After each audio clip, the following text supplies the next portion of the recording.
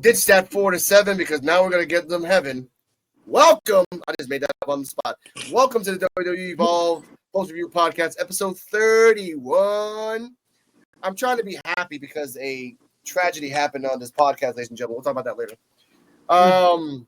Coach, how are you, sir? I'm good, thank you. I'm glad to be here. Of course. Shout out to Coach's girlfriend. You are a person, and you are a great person as well. All right. Cardi M, the Invisible Woman. Hello. Happy to be here. Terrell, take it away. What's going on, everybody? My name is Terrell, and over there is my lady, the beautiful werewolf. Hello, CJ. How y'all doing? And together we are Real Love. Aha, there we go. Magic. And ladies and gentlemen, this is the Evolve family. We have Mr. Invisible, Miss Invisible. Is there a baby on the way? We don't know. And then we also have Coach.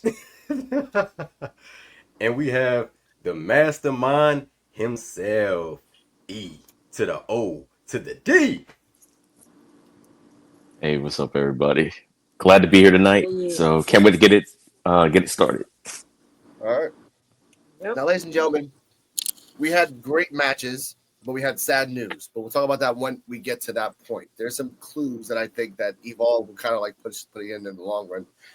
But we start the show with a recap of Wendy Chu and Kendall Gray. We have the recap as well of the triple threat with Drake and everything else, and how Jackson Drake keeps on berating Bryce Donovan. We'll talk about that later. But we start the show off surprisingly, because even EOD Live watching is like, oh crap, we're just starting it off like this. Oh, okay. Adrenaline Drip versus Gnarly Harley and the Space Cowboy Jax Presley. I remember your name. Good job, sir. Adrenaline Drip come out. Evolve. I guess like Triple H came down there and like, why is there no merch for Cappuccino Jones? I'm like, okay, well, what do you want to do? Cups. Look, okay, fine. So in the crowd, they had Cappuccino Jones cups. They actually had the name on it, so it's pretty cool. Cappuccino Jones gave coffee to two people, and instead of them dying, they must have had their molecules spin like shake so fast because they didn't move throughout the whole show. They were just standing there. So I'm like, okay, fine. They turned into like they phased out of reality in and out. So I'm like, all right, I'm sorry for you guys. The lore is real. Gnarly Harley and Jax Presley come out, and this part I wanted to clip it, but I was like, no, I'm not going to give you the satisfaction of that. They say, oh, I'm like, I guess they're jealous why they want to get a tag team with us. I'm like, oh, these guys, they go 1,000 miles for $5. They sleep in motel rooms. Stars like us don't do that. And what do you call those guys? And then Harley's like, oh, what's that name? Oh yeah, indie workers. You are entitled little brats. We'll talk about you later, ladies and gentlemen. All right, we'll put that out there later. Match starts. I want to put out two things. Cartwheel did a cartwheel like in the same place like 3 times, and I got scared. I've only seen like kung fu movies do that. I'm like, when you see a guy do a cartwheel, not move, but do it 3 times, like you better run. Gnarly Harlan's and Jax Presley dominated with Cappuccino Jones in the beginning. He slipped out of it. He got to Cartwheel. Cartwheel, as small as he is, was kicking ass of Harley, kicking ass of Jax Presley. Halfway through the match, ladies and gentlemen, someone must have watched the what's that movie with Robert De Niro and Al Pacino that just came out, and Joe Pesci, like a 4-hour movie. Oh, never mind. It just came out. You know what I mean? Oh, I do know what you're talking about now. I remember the trailer for it, but I can't remember the name. The Irishman. The Irishman. Yeah. There we go. Ladies and gentlemen, someone must have saw that movie and went to acting class. Let's go. I think it's this one. Throwing out how unprofessional it was, how this match was made. Stevie Turner, the PM of Evolve, wrote a text message to Ricketts Presley. Who does that? That's not professional. He's making an email, a phone call. Good look there at the right. It looks like the calf region. Oh, that is disgusting. As you see Ricketts wink and Presley. Disgusting. He should get an Academy Award for that. I don't even know how that's legal. The referee, I don't know what you could do there, but that should not be a legal tactic. What do you mean? The Bill Right. You can do whatever you want in the match. Cartwheel chose to stop. Now, addendum. Cartwheel did not choose to stop. The referee stopped him. 1. 2, I love that Jax Presley, I think like either he knew or he legitimately got scared because I saw his face like, dude, what's going on? Like, what's going on? Harley takes off his shirt, which, by the way, Harley looks like Triple H.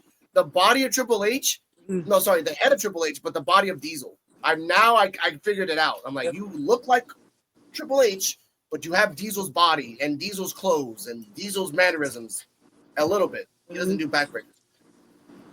Then they attacked Cartwheel and then they went back and forth for a little bit. At the end of the match, they were going to do their special, which, by the way, everyone did a special. Cappuccino, they did the drip drop, which was a super kick into an exploder suplex. That's a drip drop. That's one special. When Harley was trying to dominate Cartwheel, they all got their stuff in. He did a special. Cartwheel, I don't even know what that special was, if you guys remember, where he jumped off the rope. He was inside the ring. He jumped off the second rope and did kind of like the third rope, and then did kind of like a 360 spin splash. Never seen that before in my life. I love that. Jax Presley did the burning hammer position. Gnarly Harley, he calls it something. I forgot what it was, but he did the blockbuster.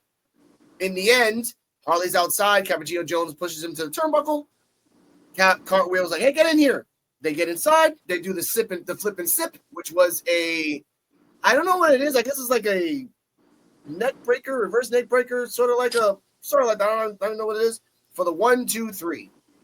Coach, your thoughts and rating and the fact that they got the 1-1. They're tied. This match, I really enjoyed it. Specifically, Jax Presley and Harley Riggins. I thought they did a really good job tonight of evolving based off of what they did last time, not last week. I like Jax Presley having the face paint on, was under his eyes. I think it differentiated the two of the guys a little bit, making them seem different because they look kind of similar. And then the match overall was good. I love the heel tactics they pulled out with the injured leg thing. That was really good. And I don't know if you guys noticed, but that one move that Cartwheel did, that got some insane airtime. That was really cool. Yeah. Then, what do I want to say now? Right. I also was surprised by Jack Cartwheel getting the comeback victory because it felt like he was the sole one getting the comeback for his team. And Cappuccino Jones is supposed to be the ID champion, so I would think like he would start getting more opportunities to win the matches for him. But it feels like they're always going to Cartwheel more than Cappuccino. But overall, I think the match is really great. I really enjoyed it. And them being one-on-one, I hope that their rubber match is for the tag team championships, honestly. We'll talk about that later because someone might be jumping in for that. But Cardi M. Oh, wait, you didn't give me a rating. Sorry, Coach. Oh, sorry. I'd say a solid B+ match. Okay, I hear that. Cardi M, thoughts and rating. Hello. My thoughts and rating on this match. I agree with what Coach said. I like their heel tactics. I like the outfits they have going on. just the aesthetic and everything. What else? Yeah, I thought it was an A match, honestly. I like the fact that fair and square, Adrenaline Drip got a rematch and they won. And it kind of gave it away once they did the whole fake injury gimmick. But I will say that was some A+ acting right there. Yeah, I like the whole thing. Okay. Terrell, before we continue and give me your thoughts and rating of the match, thank you for bringing that up. I actually agree on Robert Stone when he said this. I want to put this out there first. Throwing out how unprofessional it was, how this match was made. Stevie Turner, the PM of Evolve, wrote a text message to Riggins and Presley. Who does that? That's not professional. He's making an email, a phone call in person. I hear you. A text. I hear you, but you gotta give Adrenaline Drip credit. Yeah. Not like Stevie Turner, don't be lazy. Terrell, go. Yeah, I thought that was weird that she sent out a text message, but I mean, it's a different way to conduct business other than just doing it that way. But I thought the match was overall pretty good. I enjoyed it from the beginning to the end. Seeing that there's a 1-for-1 result for this match is pretty good too, because now it goes to the question of where is part 3. When is it going to be a part 3? Because I want to see who breaks the tie. I think both teams are great. Harley Riggins, he put me in the mind of like a tall Jeff Hardy. But he does look like Triple H. But body size wise, he does have like that Jeff Hardy stature, but he has the Diesel clothes. So I give him that. Jax Presley, I like Jax Presley. I like the way he looks. Space Cowboy is definitely a good name, a nickname for him. But Cappuccino Jones always gonna put on a good show. And Jack Cartwheel, man, they showed out. And like I said, that dip and sip, that is a cool name for that. Is it drip and sip? Drip and sip with dip and sip. It's drip drop, flip and sip, which is the flip. Yeah, okay, it's flip drip, and sip. Yeah. I think that's a really cool name for him. So I will have to give this match a B+. Okay, CJ. Yeah, I really enjoyed this match also, and the Jax and Harley, they're kind of growing. Before I'm seeing this match, and the tactics they doing, it kind of proving up their heel gimmicks, and what they did was crazy. But they are growing as a team on here, so that's a good thing. And Drill and Drip, always fantastic, and they showed out on that match. And I figured they gonna probably end up getting the win, so they can get it tied up to get a third match on next time they wrestle each other. So really good match. So I get this match B+. B+. Okay.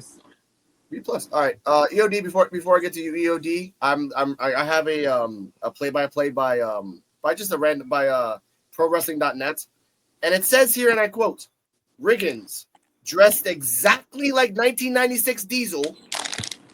Go. All right. For me, that's true and everything. Because even when I was saying, I'm like, yeah, he looks just like Diesel, but the greasy hair, I call it the greasy hair when they have it all wet like that, looking like Triple H. But I thought the match was really good. I do like the fact that they had Riggins and what's his name, Presley. They're more of their backstory because, like they said, they were crafted on the independents, because people forget Evolve isn't just ID people; they're also NIL people too, which means they were recruited from the WWE, and maybe we might see an NIL versus ID program at some point. Who knows? But all that, for those of you who don't know. Oh, sorry. Go ahead. No, I'm sorry to interrupt. Thank you for bringing that up, because I forgot to mention that they were trapping on ID. Yeah, so the NIL people, or for those of you who don't know, the people that they've been recruited, they're more like athletes from college and stuff like that. When independents, they're wrestlers that was on the independent scene. So there is a different, just a different mindset between them. So I did like that. I thought Cartwheel showed out in this match and everything. It was kind of weird because he was in it like the majority of the time and everything, and he was getting the one that was getting beat down a lot too. So they did the think where he couldn't even do the cartwheel at one point because they kept targeting his back. But in the end, I think the right team won, and we just got to see what's going to happen with the third and hopefully final match with it. But I do like them together, and the heels, they're really doing a good job. And that whole fake out, at first I was concerned, but I'm like, this is a taped show, and WWE doesn't like to show injuries, so I was like, but they did such a good job. I wasn't sure. I wasn't sure if something really happened or not. But yeah, overall, I'll give the whole thing a B. Okay.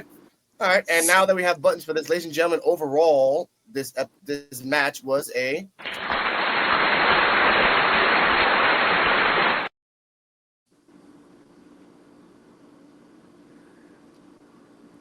6 minutes, by the way, the match lasted. Exactly 6 minutes. They really spaced out the time in all these matches. I want to put that out for later. Next up, and I'm not trying to be malice, but my name's not Alice. Chuy Martinez interviewed Tate Wilder in the back before his match. Tate Wilder's like, oh, I'm just going to do my thing. And I'm not going to make the, oh, yeah, Cardi M is. By the way, Cardi M didn't say this right now, but Cardi M did say during the match of Drip and Diesels, oh, I really like that shirt that Space Cowboy's wearing, that red shirt. I'm like, yo, you mean the A.T. Slater shit from Saved by the Bell? So that's exactly what the hell that was. Like, all right, good for you, sir. After Chuy is talking to Tate Wilder, Sean Legacy comes in and he says that you gotta be focused, you gotta be ready for Fate. And the way he said this, was it foreshadowing? Was it him just saying this coincidentally? You decide. Undivided attention tonight. I will. All right, now look, Idris, he may be one arrogant SOB, but he's a tough competitor with a real chip on his shoulder. You know what?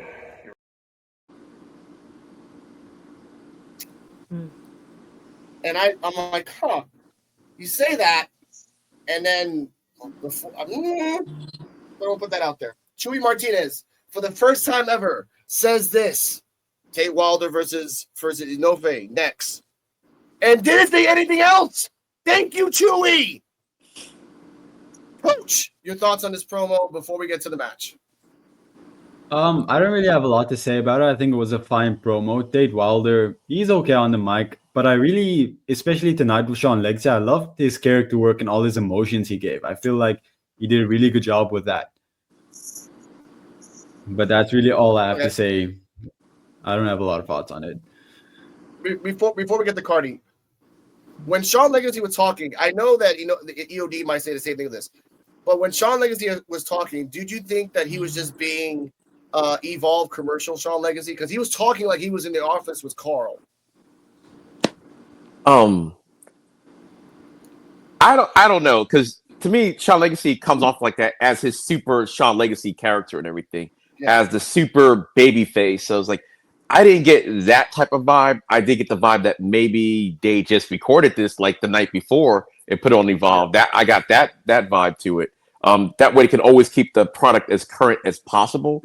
That's kind of what I got from it. I liked it and everything. To me, I don't think it really foreshadowed anything to me because everything he kind of said was already true anyway, just the way Inoue carries himself. So, but I like the promo. I thought it was fine. So okay, I respect that. Cardi M. Riveting stuff. Terrell.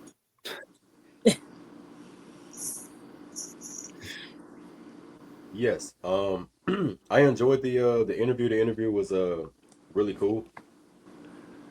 Tate Wilder, what he said about Inoue, it was kind of foreshadowing. So I'm gonna just leave it at that. But Sean Legacy, he kind of came off.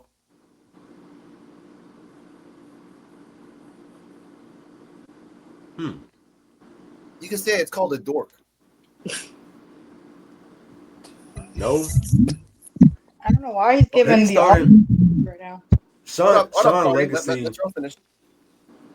Sean Legacy, in a weird way, it's starting to resemble John Cena so much, and it's because I never thought that I would ever like see someone look like John Cena to a T, but he is starting to resemble John Cena more and more and more the more I see him, and it's strange in a way. Like he literally looks like John Cena with a beard. Mm. I hope I'm not the only one that thinks that. Like he literally, like he looked like he could be John Cena's brother or something. He actually looks like Like if you, yeah, actually looks like what's this guy? The song that says "Come on." He was hanging out with AJ Lee and Big E. What's his name? Dolph. Yeah, it's like a bearded Dolph with some weird hair. who Sean Legacy? Yeah, it was like a bearded Dolph, but not with the long hair. He's like he just went. I just think his mannerisms kind of remind me of Cena, like super babyface Cena. Yeah, that's yeah. about it. Like his face, like I don't see it. But if you put Sean Legacy and John Cena side by side in a photo, they literally look just alike. Yeah, give it that. Like literally, you would think it was John Cena in cosplay. You never know. Maybe I'm biased because I saw him in person, so maybe I'm biased. Yeah, that could be it. That could be it. Because everyone looks different. Everyone looks different in person.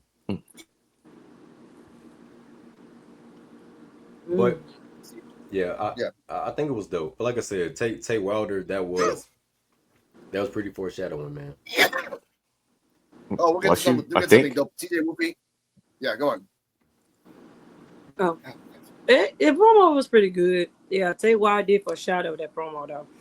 But Sean Legacy, like he can look, here and there with it, but at least he gave him a good confident boost to Tate Wilder before his match, which probably he needs because he needs a W in his record. So they're pretty good. Okay, hear that, Cardi. Yeah, I like this promo. I don't know. I like the side of Sean Legacy. I think he's like polishing up a little bit more on Evolve. And yeah, I don't know. All good thoughts about it. That's all I have to say. Okay. We go to the next part, which is pretty cool. Vanity Project backstage. It's just Zeta. I have the picture in general, but it's just Zeta and Bryce and Drake. And Drake's telling Bryce, like, look, this doesn't look too good. You know, I don't know what to tell you. I need you to stop being a child and step up. And for the first time ever, I didn't think this was gonna happen. Bryce. You need to lock in. I need to lock in. Oh, I need to lock in. So it feels like I've been the one who was locked in. I've been the one doing everything for the Vanity Project around here. Who's there for your child us the other week? Zeta, you there? Brad, Ricky, were they there? No, look at me. I've been doing everything for this group, and you're talking to me like a child. So yeah, I know what I need to do, and I know what I'm going to do. Put your foot down. Yes. Now, Drake said, that's good. I'm motivating you. Now go. Zeta got scared. He's like, no, this will help him. Gonna put a fire up his butt. Coach, your thoughts on this backstage? First off, when Bryce Donovan was encouraging Zeta Steel to go after the Evolve Women's Championship, that really reminded me, I think it was a couple of weeks ago, where we talked about Zeta Steel potentially being the next Evolve Women's Champion. That's just what that reminded me of. For the promo, I feel like Jackson Drake really got scared shitless when Bryce Donovan stood up to him, but kind of just, he didn't manipulate Bryce Donovan, but he kind of just made it seem like he was in charge, because I feel like Bryce Donovan was already going to do what he was going to do. And that Jackson Drake wasn't really telling him what to do, if you understand what I mean. I hope I'm making sense here. You are. Yeah. Yeah, so that's what I think. Okay, but yeah, you guys can go on. Okay. Cardi, go. I didn't have anything else to say, I don't think. Oh no, this is the Vanity Project. No, this was. Yes. I like the sneaky backstage style. Yeah, I mean, I agree with you, Coach. Like Bryce Donovan. See, that's the thing. I feel like when he talks to Bryce Donovan that way, Bryce Donovan is gonna like kick his ass in that moment, and then Jackson Drake is like, "Oh no, take that energy and turn it on Keanu Carver." So eventually, that's gonna blow up in his face. But in the meantime, I guess Bryce Donovan is still looking out for the interests of Vanity Project, even though he low-key hates Jackson Drake's guts. Okay. I like that. Before EOD, 1 second. Why do I feel that we got the truth of how Bryce Donovan really feels, and then Jackson Drake, not being that smart, didn't really understand the assignments. He is going to mess you up, Drake, and he did the job, yes, but this is not about to please you. This is about a weird long con that Bryce has been doing for a while, and I'll say what I mean by that at the end of the show. EOD, your thoughts on this promo? Bryce got balls. Yeah. All I know is when Bryce Donovan told him like how you're talking to me like I'm a child with that bass in his voice, I was like, Look at me. whoa. I was like, oh, is this about to go down right now? But I did like the fact I do understand where you're coming from, Visible Man. I think it's partially the same way I'm thinking. It is probably gonna blow up in his face, but I really do believe that Drake really has been doing all this to try to get him as mad as possible so he can direct that energy, because he didn't look like he was scared. It looked like normally how Drake, he kind of backs up or whatever, kind of quivers a little bit. He was like, no, this is what I need from you. This is what you need to go, directing that energy to someone else. And when he left, he also was saying, no, he didn't like try to talk him down or to Zay Zil talk Bryce down. Like, no, this is what I needed. And he also alluded to the fact that this is what they brought him into the group for. He's supposed to be there and enforce and not go out and enforce some stuff to get him so hot. And remember, Keanu did take him out a couple weeks ago. So on the show, so he probably already had a thing for Keanu in the first place. So I did like the segment. I still think there's still some trouble with the Vanity Project, but I like the fact that's like for the first time it looks like Drake is actually like, it's not Bryce just doing all the manipulating and everything. It looks like, oh, Drake is like, okay, maybe he's learned over the last couple of weeks, oh, this is how Bryce is going to be. So I'm just going to ride this out as long as I possibly can, maybe. So I liked it. I thought it was really good, but Bryce, you scared me for a second because I thought you were about to lay Drake out in the back. So That's true. I like that. CJ Wolfie. Yeah, I thought the same as well. Like I thought Bryson would have done something right then, but it seemed like Jackson, like he just wants to amp him up with anger. I guess from his past mistake, what he did with the Vanity Project, just to put that out on his opponents or the enemies of the Vanity Project. But maybe something like he gonna put that anger out on him. So I said Jackson Drake might need to watch his back one of these times too, especially when he finna get this defend his belt against Keanu. Well, pass on through there, but when he defend his belt. But yeah, it was a pretty good promo. But Jackson Drake, you need to watch his back. Terrell. So when it comes to Bryce Donovan, the same guy that we saw in episode 1 never left. He's the same Bryce Donovan that was sitting there quiet, watching every single superstar in that building. Mm-hmm. When he say, I already know what it is that I'm going to do, he already know how this is going to end. And everybody in the Vanity Project doesn't know how it's going to end except him. I don't think he was alluding to what he was going to do to Keanu. I think is the end game. mm-hmm. And he's just literally on his own accord, but he has to do it strategically. But then he also had to let Jackson Drake know to stop disrespecting him. So That's where the game begins. Who's going to pull the trigger first, Drake or because we both men I think can see where it's going, but who's going to pull the trigger first? And we're going to use one until we can't use them up anymore. So that's true.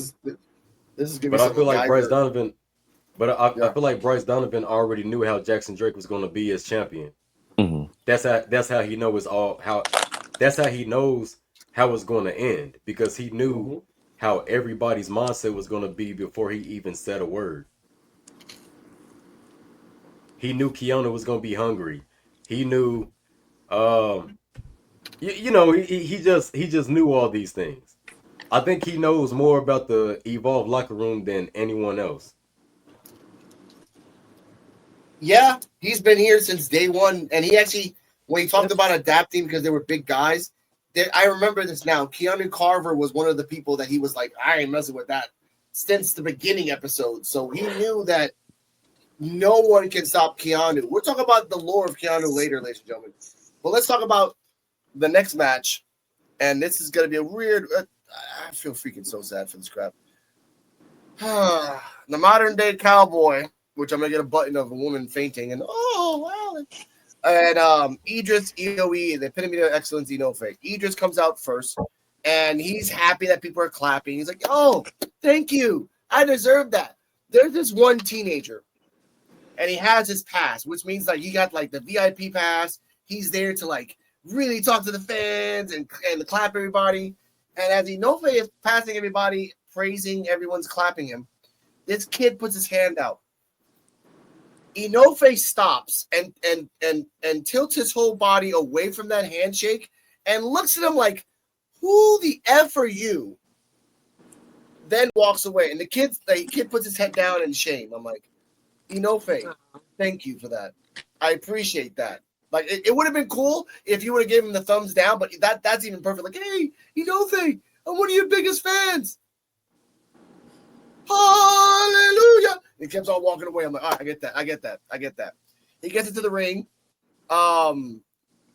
Peter Rosenberg by the way, I'll say this in a second. Peter Rosenberg tells Robert Stone, "You are really fascinated by his body." I'm like, oh, there's people in the audience with the flash photography. I'm like, no, I think you're way more obsessed with Inoue than the fans. That's debatable, Peter.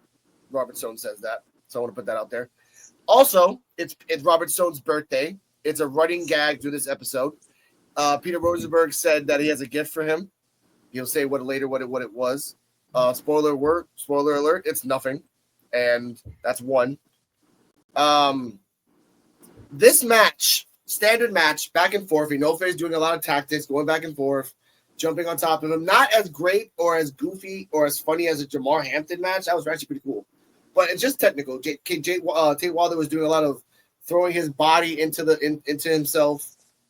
At one point, Inoue goes to the turnbuckle, and then mysteriously the turnbuckle falls off by itself. I don't know how that happened. And the referee, she tries to put it back on. So he goes to the outside, and then by the grace of the universe, Inoue has magnetic powers, because once he goes outside, the chair magnetically comes to him. I didn't see him grabbing the chair. And out of nowhere, Shawn Legacy comes out, and he's like, "Oh, Inoue, I heard you're leaving. Give me the chair. You can't take this with you." And Inoue gets mad. Tate Wilder almost hits the lights and does a crossbody from the turnbuckle out to the outside. Literally almost hit the lights. Brings him inside. Inoue tries to do a roll-up, gets countered, and Tate Wilder does a crossroads, gets a 2 count, but at the end, for the 1, 2, 3.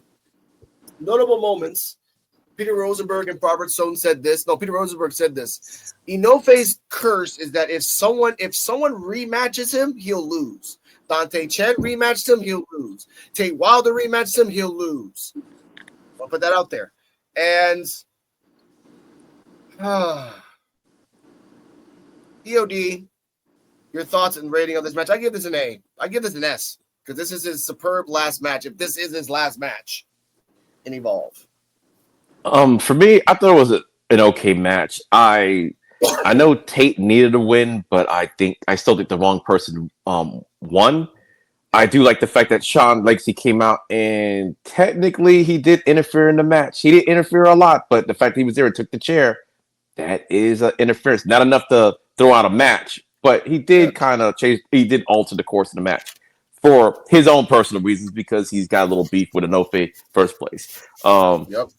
I thought it was good, and for Tate to win against Inoue, it's actually almost like winning two matches, I guess, because Inoue was on this hot winning streak, so it does a lot for Tate. For this win, wasn't like, oh, just a regular win. It's like, oh no, you beat Inoue, who has a pretty good record on Evolve, who at one point was going for the championship. So it does kind of boost him up a little bit. But to me, this match was just a B. Like, I've seen better matches, and it's kind of sad that this might be his last match and everything, because I was really liking the character. I like how he came out to the crowd telling everybody to stand up until he stood up and everything, and his mannerisms and stuff. And yeah, so, but it was still just a B match to me. So okay, I get that. This is episode 2 of 4 of the tapings. They do 4 tapings, so we have 2 more tapings before the crowd gets shifted again and everything else. We'll put that out there. Coach, thoughts and rating. First off, I'm gonna give this match a B. Specifically, I was really impressed by Tate Wilder tonight because for the first time, I really felt like I felt invested in him. I really liked that move he did when he was outside and he kind of like held on to the post and did a kick. oh yeah, yeah, That was And then cool. I forgot. Thank you for bringing that up, Coach. Yeah, and then that jump he did from the outside when Sean Legacy went to take the chair, that was really high. And I want to see more. They keep saying he's this risk taker. I really want to see more of that in him because I feel like so far he hasn't really done a lot of that, and I want to see more of that. And then when it comes to Idris Inoue, man, it sucks that he's going to be gone because I was really starting to feel him. I feel like his feud with Sean Legacy really had a lot of potential. And if he was going to go out, you really should have had it be with Sean Legacy just to finish that up. But I get why they did it with Tate Wilder. He needs a big victory to really get momentum going. But yeah, it was a really good match, and I enjoyed it. B. Okay. Damn. Oh, wait, Cardi M would be last. CJ Wolfie, your thoughts and rating. Yeah, I really enjoyed this, man. It was pretty good. And I give it a B plus because I'm so glad he got a W in his record now. So, and then he did fantastic in the match, and it just pretty impressive as always, presentation, all and everything like that. I really hope this ain't his last match of him getting lost. I hope he making another appearance, depending on how the timeline is with these episodes and now. But yeah, I really enjoyed the match. So, yeah, B plus. Okay. Hold up, Terrell. Cardi M, your thoughts and rating.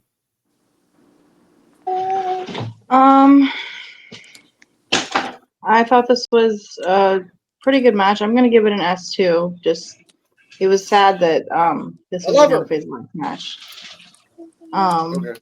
I didn't mean to do that. It was S for superb, but also S for sad. No, I mean in terms of the actual match, it was an okay match. Like if not for the fact that this was Inoue's last match on WWE, then I would have. I like the outcome, but yeah, I would have liked to see him win for his last match. Is what I'm trying to say. But it is what it is. I'm curious why he left, but it happens. But yeah, best endeavors, of course, and trying to think. Yeah, no thoughts on Tate Wilder for this one. So. I know you had your sweat rag next to you, baby. I know. Okay. Terrell, she muted herself for a reason. That's why. Sure, it wasn't the background noise, not at all. Oh, sure. Terrell. Man, I have to rate the match a B plus. It was really good, and I'm not even gonna lie. I actually was excited to see Tate Wilder get his W. He really showed out in this match. And as far as him with risk taking, he did some pretty insane spots in this match. But I would love to see him turn it up a notch.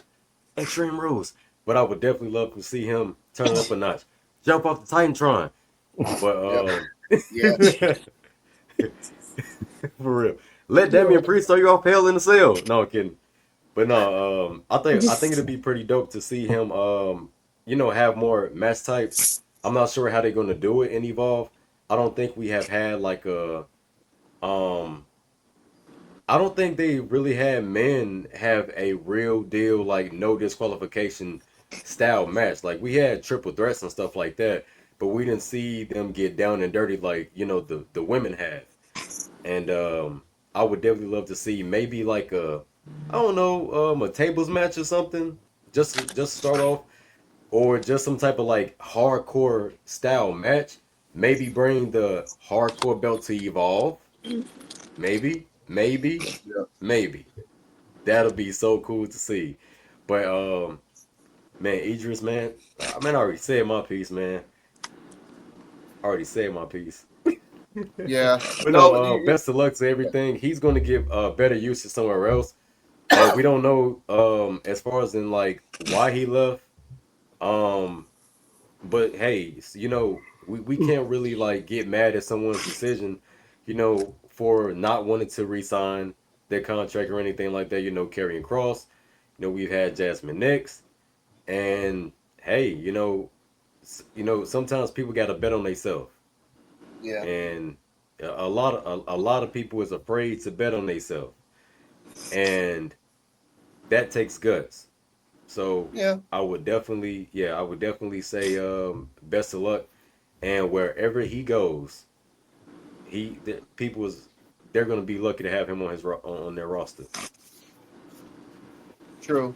And I want to say before we continue, Idris in AW can work. You can still use the Hallelujah music because it's so old, it's copyright free. So just have fun with that. Just start coming out of AW with the robe. Boo people. Go to Tony Schiavone and just boo him. He'll be so stuck. Like, what the hell? Like, that's all you got to do.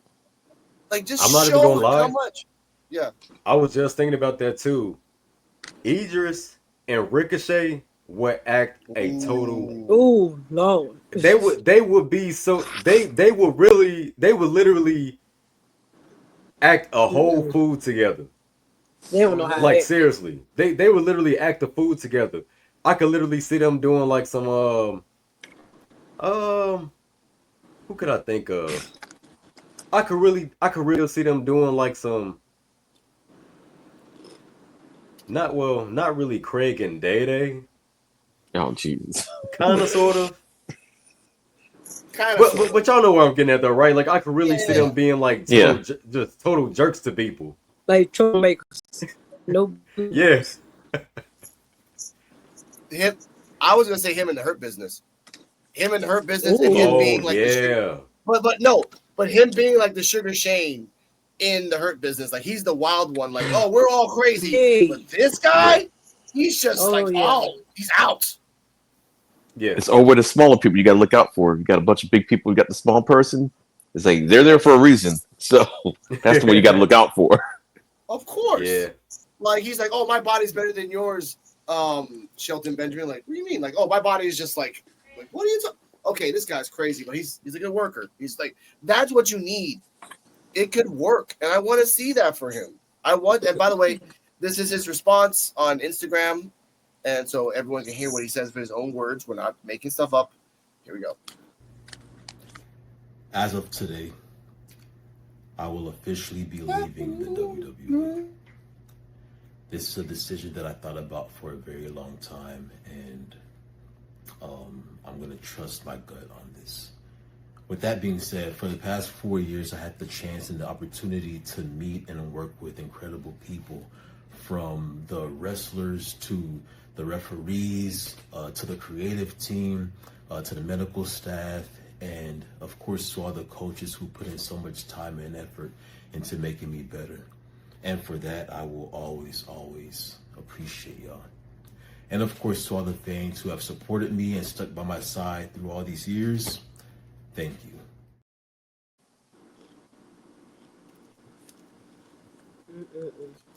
We will miss you.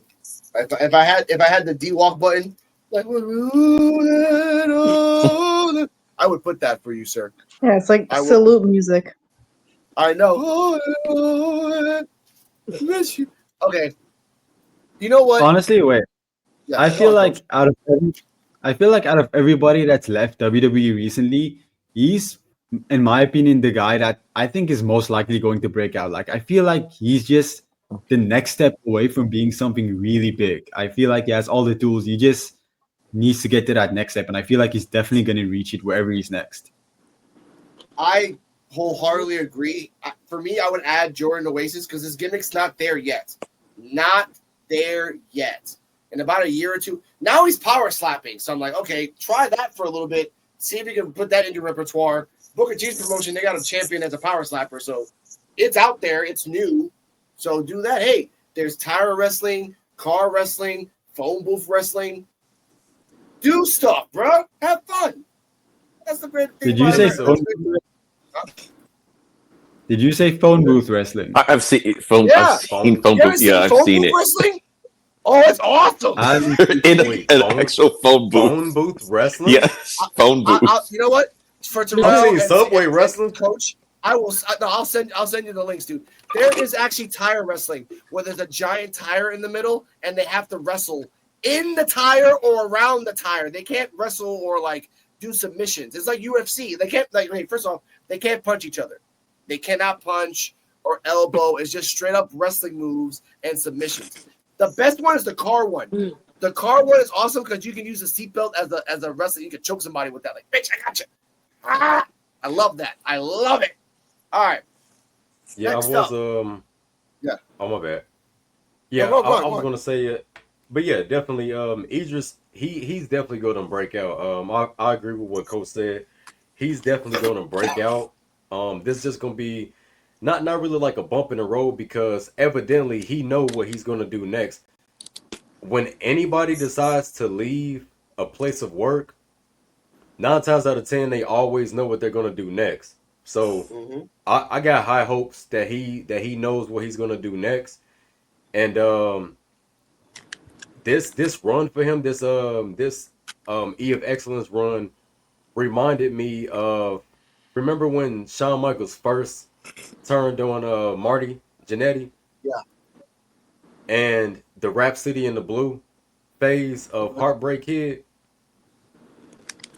That's what the E of Excellence reminded me of. Like that very first early, like rare footage of the Heartbreak Kid, Shawn Michaels, when he was in Rhapsody of the Blue. And like that was actually his theme music. Okay. And yeah, that's what this run reminded me of. So he definitely has a potential for sure. As far as a singles competitor, we see him in tag team action. Not really too much of a good run in a tag team, but you can still see he has weight. Like he can go tag team wise or singles wise. Yeah. He deserves. I feel like he's kind of gonna go the same trajectory that Mike Santana went, because like he left AEW and kind of bet on himself to be a singles competitor, and now like what, a year or two later he's on the top of TNA. I feel like Idris Inoue is gonna have a similar route to that. Oh yeah. True, and he can go to TNA and reinvent himself over there, and then pop up in NXT, Mustafa Ali. Next up, Layla, Mason, and no pigtails. Wendy Chu is in backstage. Layla, Mason's telling Layla, and I wish Cardi M could say this. This is actually like her department. Mason tells Layla like, "Oh, your hair looks beautiful." Like, "Oh, I know, thank you." And then she looks at Wendy and like, "Wendy, no offense to your pigtails, but like your hair is working and I like it." She's like, "Thank you," and everyone's like, "Oh, whoa, what the fuck? What?" She says, "Thank you." And then immediately Layla's like, "Oh, we got Layla and Mason. We gotta do a whole bunch of TikToks together. We gotta." And she's like, she was gonna say, "Yeah, sure, I'll try that." But then Nikita Lyons comes in. "Oh, I liked it when you never talked. You sound like a screeching board. I'm out of here. I'm involved now. And I don't want to accept that." I don't think she said that, but I'm just paraphrasing. And then Wendy Chu, thank you, Wendy Chu. You gave us a soundbite. What a bitch.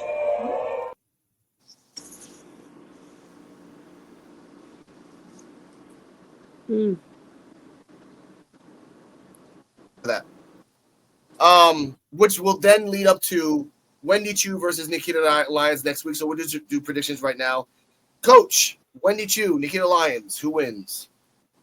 I think Wendy Chu has to win. I mean, Nikita Lyons has kind of teased going after the women's championship again, but I don't think you can afford to have Wendy Chu lose right now, except if maybe we're doing like a slow burn where Wendy Chu isn't fully babyface yet. She still has some of those heelish tendencies that maybe that costs her the match.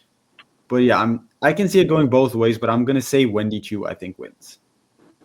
Okay.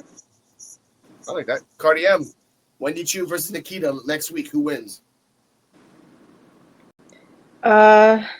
This is kind of a toss-up. I feel like Wendy Chu might have a hard time figuring out her style, or just might be in, an existential identity crisis, maybe. I don't know. So if that's the case, then maybe Nikita Lyons could win, but otherwise I would expect Wendy to win. Okay, I like that. I have a theory that came to mind. I'll say at the end. I'll say when it's my turn. Terrell, Wendy Chu, Nikita next week. Well, I'm definitely going to be rooting for Wendy Chu, but I just don't know where she's at the moment. And that's only because we've seen Happy Time Wendy Chu, and then we've seen Nightmare Wendy Chu. But during the promo, she came off as shy. She came off more shy, you know what I'm saying, in this promo. I mean, so I feel like, I don't know, it could be like melancholy or like not necessarily sad, but it just seems like real, just laid back, like just real chill. Like it's kind of like maybe she's at that stage where she's in between. Like what's the stage when you're in between sleep? REM sleep. I forget the name of that's it. That's what REM like. Well, I think that's deep sleep. I think. Deep sleep, yeah. No, it's a term for it. Because Like, you're not in between, lucid. Yeah, I know what Say you're that talking. again? I just don't remember the name. Oh, yeah. Wait, sorry, But- what was the question? Maybe she's gonna be more. She's gonna be like a more sleep deprived Wendy Chu. Yeah. Like The insomniac? question, Cardi. What's the term between alive? I mean, that's sorry, between awake and asleep. Like you're in between that. Oh, That would be that's limbo. weird. Lucid? I don't know. Lucid. There it is. She's in a lucid dream where she thinks Yeah. she's sleeping, but maybe she's not. That's what. Thank you, Cardi M. Oh my Okay. god. All right. Yeah. Thank you. TJ. Hypnogia, whatever. What? Hypnagogia. Hypnagogia. Hypnagogia.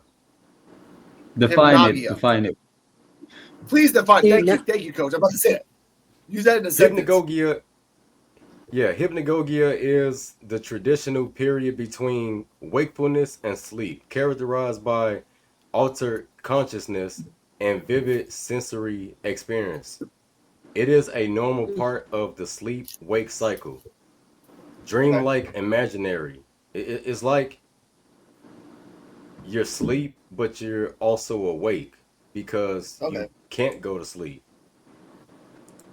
Okay. Oh, I know what that is. So you look wide awake, but you could also be sleeping. No one can really tell if you are or not.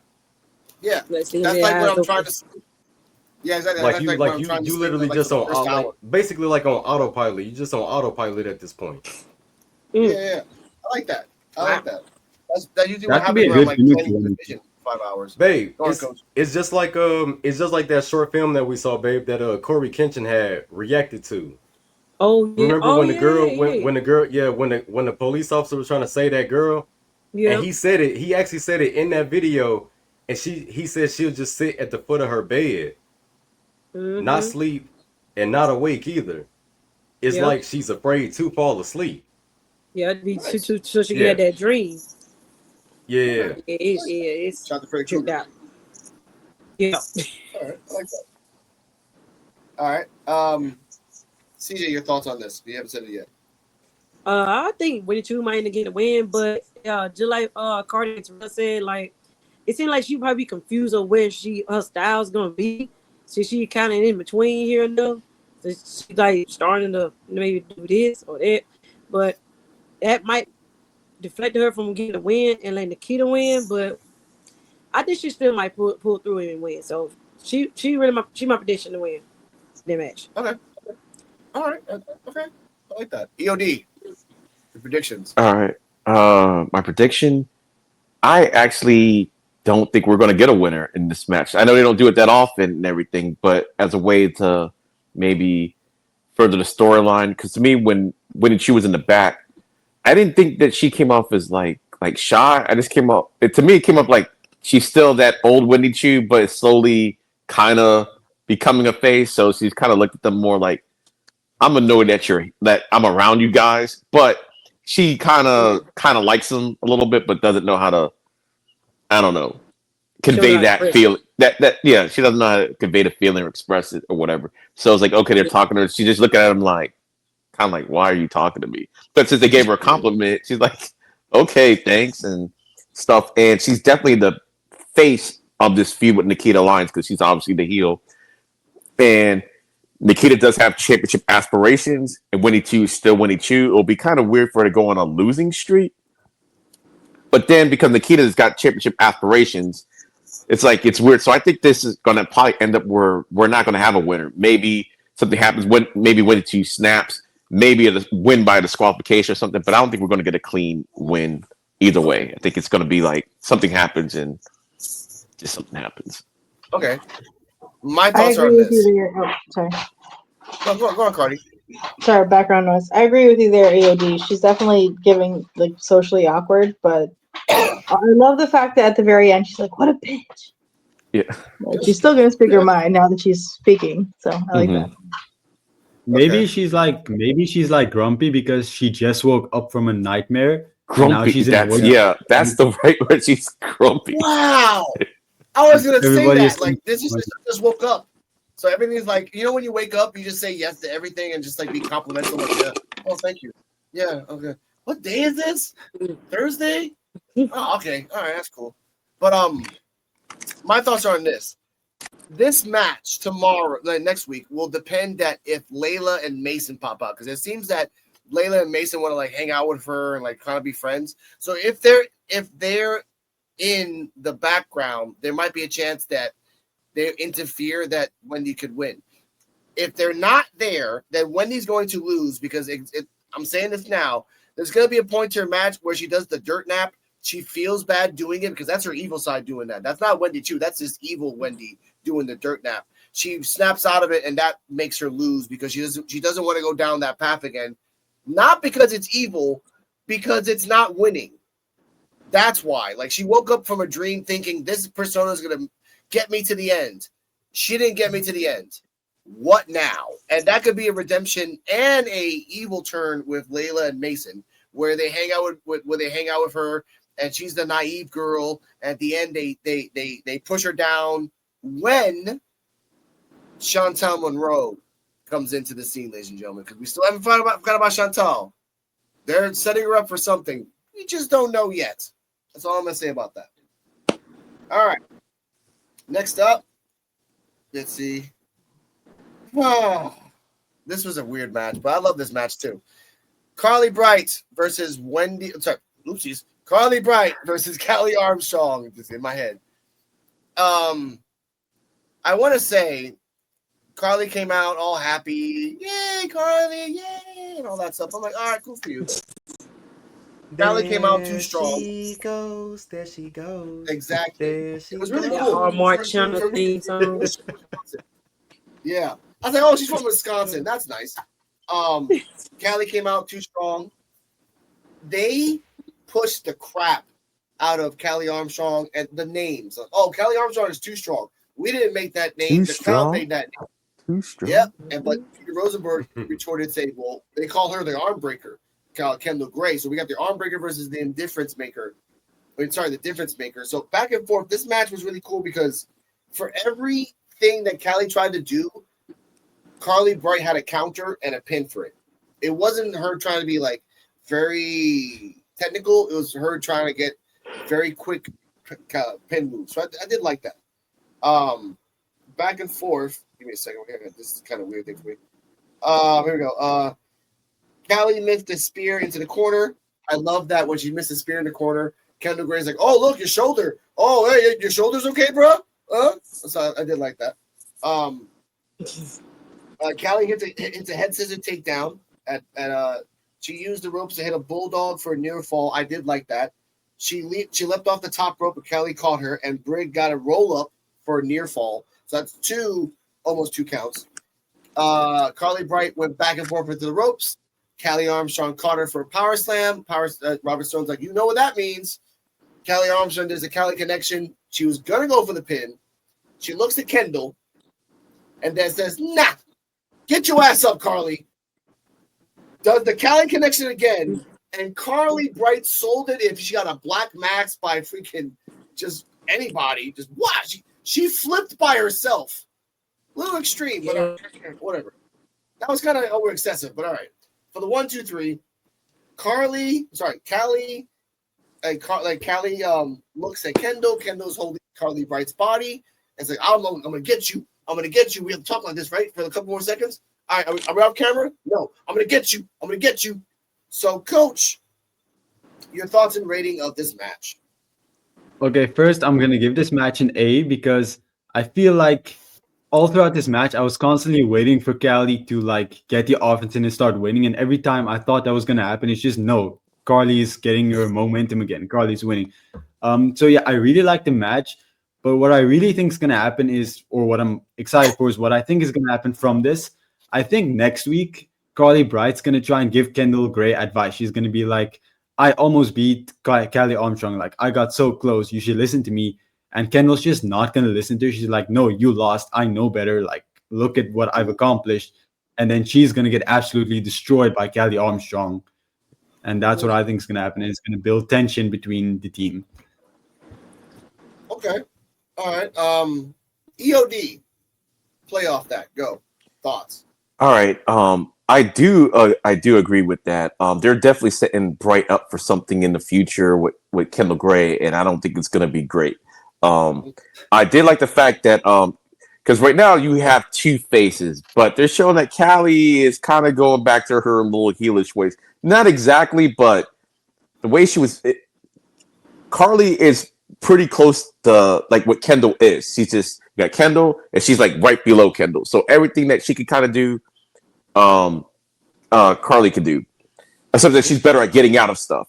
But every time it looked like she was about to get the upper hand, Armstrong shut that mess down and everything. That's what I kind of like. And the fact what she was about, and she kept looking at Kendall the whole way, like, this is going to be you. And when she did the Callie connection and it was over, she could have just went for the pin. She stopped and just looked at Kendall like, nah. I'm going to show you what you're going to get. It did it again. And I did like the Shawn Michaels overselling. I did like the flip and everything. And when she was pinning her, just looking at Kendall, I like that. And I think Coach is right because if y'all remember, Callie's also beat Kendall and everything. And Callie took her out because she took out her leg at one point. Also before, and even though it was a tag match. Bright did beat Callie in the very first episode in that tag match, which led to Callie going crazy for a couple episodes because she couldn't stand being on the loss because she's not undefeated. She's pretty much undefeated, I think, in singles competition. But that was the first loss. So, and they're showing this dynamic with Carly, and it's going to be interesting because, like I said before, Kendall was never, at first, was like, Callie was like, oh, that's my best friend. And she's just like, whatever, until someone took her out. Then was it because it was her friend, or was it because somebody's taking out somebody? You just like, okay, I don't like the fact you're taking out somebody. It's like, I don't know. So yeah, but I give the match an A. By the way, I thought it was a really, really good match. They told a good story. So. I also just want to add. Sorry, I also just want to add. I love the way Callie Armstrong pinned Carly Bright. It wasn't like she was really trying to. She just pushed the leg down and pinned her. Yeah. It's not like she any real effort, and it's just like, yeah, I beat you. I don't even have to. Yeah, she didn't try to hook her or nothing. Just no. Thank you for that. Robert Stone and Peter Rosenberg said it too. She like, she doesn't even have to hook the leg. She knows she's not going to get up from that. I'm like, damn. When commentary says it, that's pushing to the moon. I love it. Cardi M, Carly Bright versus Kelly Armstrong. Kelly being a mean bully now. Yes, I thought this was a really great match. Actually, I'm really liking Carly Bright. She's low-key underrated as a counter wrestler. Like that's her style. That's where she flourishes, in my opinion. So yeah, I'm gonna give this match an A. I like the back and forth that they had going on. It wasn't just a squash match or one-sided. So yeah, give it an A. All right. We're missing somebody. CJ's gonna come back in a second. Terrell. I thought the match was actually pretty entertaining. I like how Carly Bright, she was showing her, you know, possum kind of like what's the word? Evasion skills. Like she was very like she was being a pest. She was literally being a pest the entire match. And I like how she was also countering moves that Kelly Armstrong usually is able to, land on, most of her opponents. And I was actually pretty afraid for Kelly because there was a point where um I can't remember if it was if it was Robert Stone that said it, but they were like oh my gosh, like she's about to get a pinfall over the champion. I'm like, bro, wait, what? Like, oh, like I know this not gonna happen, but no. Kelly Armstrong, she had to do what she had to do, and she let her have it. And when I say let her have it, I mean let her have it.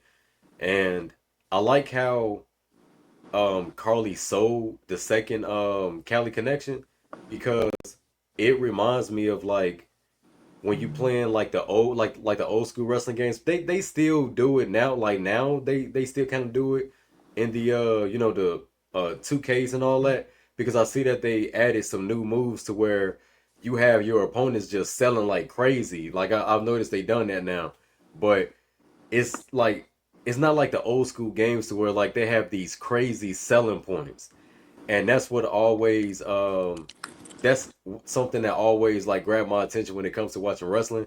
I love when people sell moves because I'm not gonna lie, I'm pretty sure we all have done it. We probably all had like backyard wrestling moments or moments where you just wrestling with your friends, y'all in a field somewhere or like you're on a football field and you all just go out there and just wreak havoc on each other. And I always wanted to get slammed through the announcer table. I always wanted someone to do the rock bottom on me through the announcer table. Never had that happen. So I just had one of my friends like, hey man, rock bottom me on the car, bro. And yeah, I was rock bottom on the car and I sold the crap out of it too. It kind of hurt, but I sold the crap out of it. But yeah, I like people that knows how to sell really well. And it was just like the icing on the cake, man. I enjoyed it.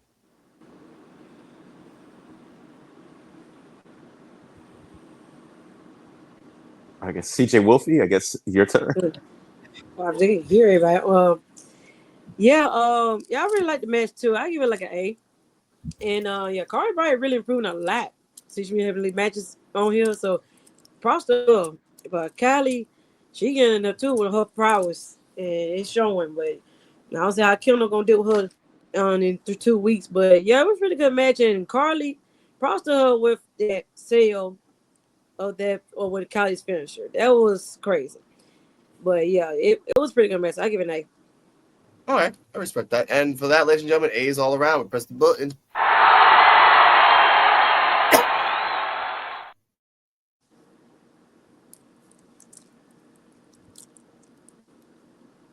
My thoughts on this great match. Carly Bright is getting a little too cocky for her own good, and that might be her downfall in succession. But it all depends. I hate to say this. It all depends on Nikita. It really all depends. They keep pushing her a lot more than normal. So if she comes out one more week, or if she comes out next week, that means most likely Callie's going to retain, as Coach is saying. And then immediately Nikita comes out and attacks her, and that will be her next match for whenever that is. Oh, wasn't Zeta Also, The match is the week after, though.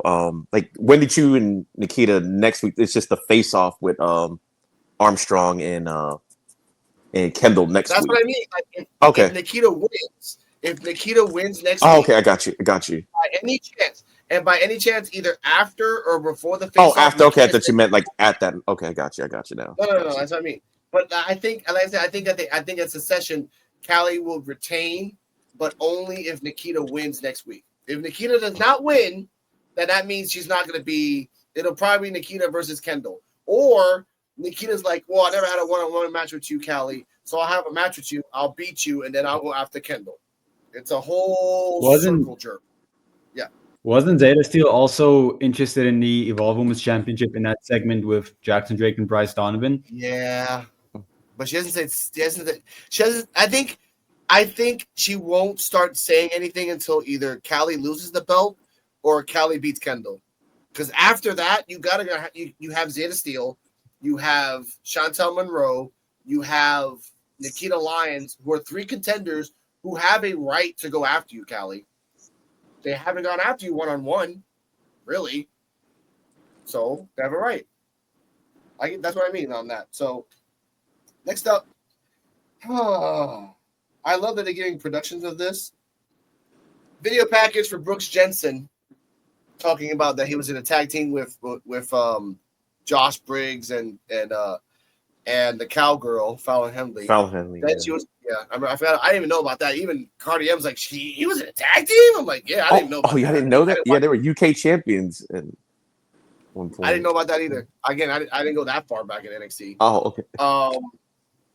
Then he got kicked out the culling, which I love his hair. He went from mullet to kind of like short, long hair to like I'm gonna just cut my hair short. Like that's the evolution of Brooks Jensen. He's gonna try his best to win and become the number 1 contender for the belt. After that, a video aired of, and this is pretty cool. A video aired of Cappuccino Jones, Zeta Steel, and Shawn Legacy wrestling in Malaysia. Some footage aired from last week's Wrestling Open, and Marcus Mathers and Aaron Rourke teaming up. Cool to see this footage used in programming. That leads to a prediction. High Rise, which I hate when they call him that because there's no picture of Wesley in the damn picture, but High Rise versus Aaron Rourke and Marcus Mathers. Coach, predictions. That's next week. This match was announced. I think I totally missed that part. Me too. We announced it. Okay. I think it's probably going to be Marcus Mathers and Aaron Rourke because, the other team isn't really built for Evolve, and they're trying to build Marcus Mathers and Aaron Rourke, so I think it's probably going to be them, but I'm really indifferent on the result either way. Oh, wow. Thank you for that. I respect it. It's just that I get mad, and I think you weren't here. I think you jumped in before we started talking about the whole, if there's no Wesley in Evolve, when these two come out, they're TNT. But when there is a Wesley, there's High Rise. So that means next week there will be Wesley will probably not be there, and they call him High Rise, and I hate that more than anything else. They're called TNT. Terrell. Yeah, can I jump in on this one? What? Say that again, Cardi? So can I jump in on the whole TNT versus High Rise? Go on, get it, girl. Go on, get it like Philly has pizza.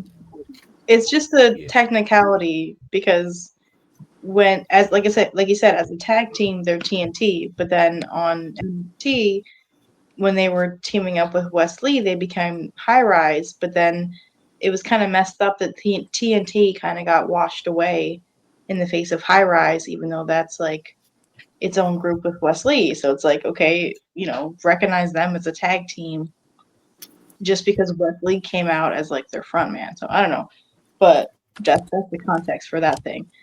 And by the way, I wanted to say this earlier. There's this moment after the Tate Wilder and Shawn and Inoue match, and Shawn Legacy looks at the camera after he pulled the chair away from Inoue, and it really gave me The Office vibes. He's really going hard on that. I thought that was funny. Carl is changing him as much as he doesn't want to admit it. Carl is changing him, and I hope one day Carl comes to Evolve. This is where you work. I thought you were just a guy who dresses up as a wrestler and then goes home. No, I'm an actual wrestler, Carl. Oh, okay, that's cool. So that's pretty. And also, It's Gall. You better do an arm wrestling match with that guy. He's a 4-year champion. Go Beavers. Terrell, thoughts? I think I don't know.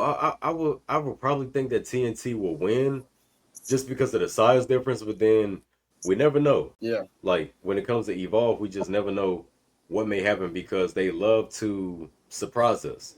So maybe Aaron Rourke and Marcus Mathers might end up picking up the victory. And I wouldn't mind it because, you know what I'm saying, Aaron Rourke, that's my guy right there. That's my boy. So I wouldn't mind him and Marcus winning. And as far as I'm with TNT, I understand your, you know, everyone's standpoint on that because it's the same thing with New Age Outlaws. When New Age Outlaws was going against Road Warriors, it was New Age Outlaws versus Road Warriors. And then when it's all four of them, you know, X-Pac, Triple H, and New Age Outlaws, is D-Generation X, not D-Generation X and New Age Outlaws. It's D-Generation X. Like, you know what I'm saying? Like, the Usos, when they're with Roman Reigns, they're the bloodline, not Roman Reigns and the Usos, or no, it's the bloodline. When they're not with Roman, it's the Usos. I don't get it. I really don't. I really don't understand how they got that mixed up. It's inconsistencies. Yeah. Oh, EOD. All right. Like I don't know. For some reason, I didn't hear that part being announced. So to me, I do think that Rourke and Mazars is probably gonna get the win, and here's why. Like, even though I understand the size difference, but the way they do things on NXT, even though I know this is Evolve, but or a little bit different than the main roster. Size is just an advantage. Like when NXT doesn't mean just because you're bigger you'll actually win. I think that carries over to Evolve. Like the main roster is like that's a completely different story. Like usually size if you're bigger, blah blah blah. Unless you're super over. So I do think in the way they're building them, I think it's more for Rourke and not Rourke and Matthews to win.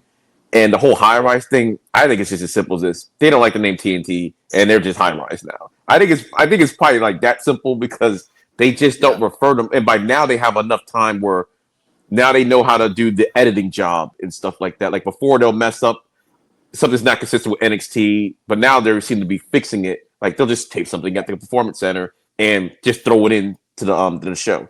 So I just think they just like the name High Rise better because, like you said, doing it one time, okay, it's an error, but they've consistently been doing this. So I'm thinking they don't even want you to call them TNT anymore. They just want you to call them High Rise. That's what I think.